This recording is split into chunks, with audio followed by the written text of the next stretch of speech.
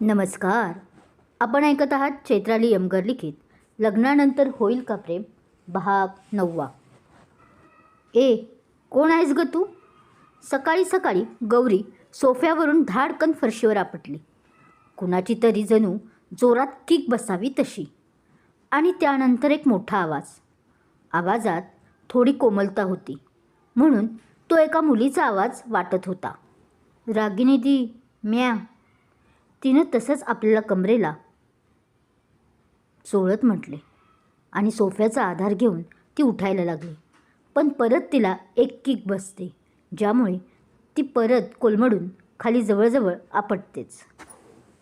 ओय, don't call me sister. I am nobody's Ragini di. Got it? ती व्यक्ती आता तिच्या अंगावर चढत तिला एक बोट दाखवूनच बोलत होती. नशेत असल्याने अंग तिचं थरथरतही होतं.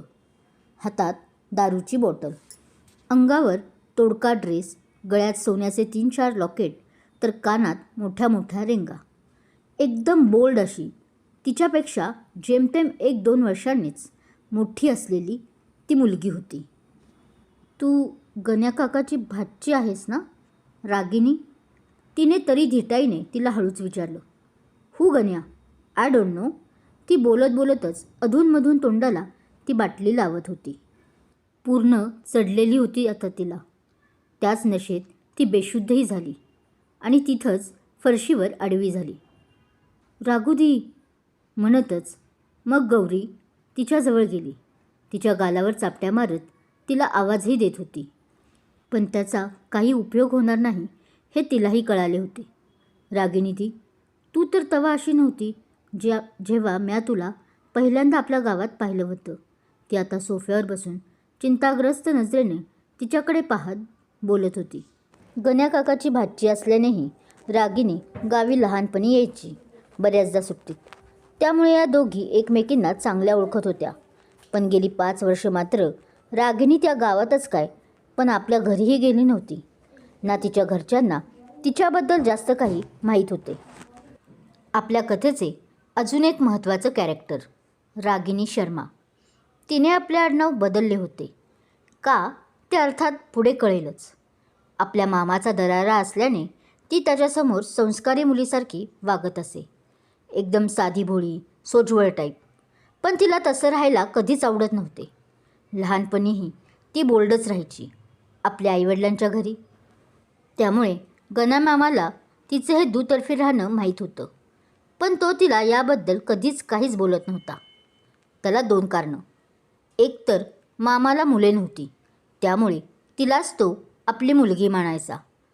आणि दुसरं तिचा 5 वर्षापूर्वीचा भूतकाळ, जो तिच्या आत्ताच्या या वागणुकीला खतपाणी घालत होता. काश ही वागत असेल, काही झालं असेल का, असे अनेक प्रश्न मनात घेऊनच गौरीने हलक्या हाताने तिच्या केसांवरून हात फिरवला आणि उठून फ्रेश व्हायला गेली. तसेही सकाळचे एव्हाना 7 वाजले होते. मुंबईला तर आली होती मोठी स्वप्न घेऊन, पण ती पूर्ण कशी करायची, कुठून सुरुवात करायची, असे अनेक प्रश्नही मनात घोळवत होतेच की. त्यात आता आईची, सोन्याची आठवणही प्रकर्षाने जाणवायला लागली होती. तिने स्वतःचं आधी आवरले आणि मग स्वतःसाठी 1 कप चहा बनविला. तो कप घेऊन ती हॉलमध्ये येऊन बराच वेळ आपल्या विचारात हरवली होती की सकाळची दुपार कधी झाली तिचं तिलाच कळाले नाही. तंद्री भंगली ते रागिनीच्या त्या कर्कश वाजणाऱ्या मोबाईलमुळेच. दुसरीकडे अग्नेय दुपारीच आपल्या घरी पोचला होता. जवळ घर येत आहे म्हणताच त्याने आजीला आपला कॉल करून सर्वांना हॉलमध्ये यायला सांगितलं होतं. तसं एकूण एक घरातले त्याच्या उपस्थित होते. घरात त्याने काय निर्णय आता घेतला असेल आणि असं आपल्याला का बोलावले, की लग्नच करून आला की काय, तो असे अनेक प्रश्न फॅमिलीला पडले असल्याने ते सगळे तो येण्यापूर्वी त्याचीच कुजबूज करत होते. पण त्याच्या बुटाचा आवाज आला आणि पाठोपाठ त्याची ती रुबाबदार एंट्री, ज्यामुळे ही कुजबूज एका भयानक शांततेत निर्माण झाली. जणू आता या घरावर सूतक पडले असावे. अग्नेय, आता बोलशील का? आजी जरा रागात बोलतात, कारण गेली 10 मिनिटं तो नुसता सोफ्यावर बसून होता, तेही खाली मान घालूनच. त्यामुळे नक्की तो काय विचार करत आहे हेही कळत नव्हते. शिवाय सर्वजण त्याच्या एका कॉलवर आपली हातातली सर्व कामे सोडून आले होते. हो ना, अरे माझी महत्त्वाची मीटिंग मी सोडून आलो आहे. तसं आता त्याचे वडील मनोहरही त्रागा करत बोलतात. आणि नसेलच तुला काही बोलायचं तर आम्हाला जाऊ दे. ते आता ठीक आहे. थोडे तुटक बोलतात. ज्याला माझं ऐकायचं नसेल, ज्याला माझ्या आयुष्यात काय चालले याची पडली नसेल काही, तर ते इथून गेले तरी चालतील. पण तो आता मान वर करून एक भेदक नजर सर्वांवर टाकतो. डोळे अतिशय लाल आणि रडून रडून सुजलेले वाटत होते. पण चेहरा मात्र आता असा काही थंड की एवढं मोठं वादळ आलं आहे त्याच्या आयुष्यात असं काही त्यावरून वाटले नसते. काय नाटकीपणा लावलाय अग्ने? जे काही असेल ते घडाघडा बोल आणि आम्हाला मोकळे कर पाहू. त्याची सीता काकी मोठी आई बोलते. कारण त्याच्यानंतरही साहेबांनी एक 5-7 मिनिटाचा पॉज जे घेतला होता. मी आधीच बोललो आहे मोठी आई, पण यानेही परत आपला फणा काढलाच. तुम्ही जाऊ शकता. त्याने आता आपल्या त्या ब्राउनी डोळ्यात अंगार भरत म्हटले. तुम्ही सगळे शांत बसाल का? पण आता त्यांची अशी तू मेमे ऐकून आजी कडाडल्या. त्याला घेऊ दे पॉज काय घ्यायचं आहे ते. शेवटी त्याला जे काही सांगायचं असेल ते नक्कीच इतकं महत्त्वाचं असेल की ज्यामुळे आपण इथे जमलो आहोत. असं अचानक त्या बोलतात तसं आता सगळेच चिडीचूप होतात.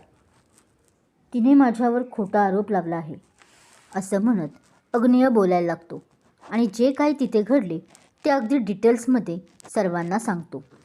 जे ऐकून सगळेच गौरीवर जाम चिडले होते. आणि तरीही तू तिच्या बापूंना वचन देऊन आला आहेस की तू तिच्याशीच लग्न करणार म्हणून.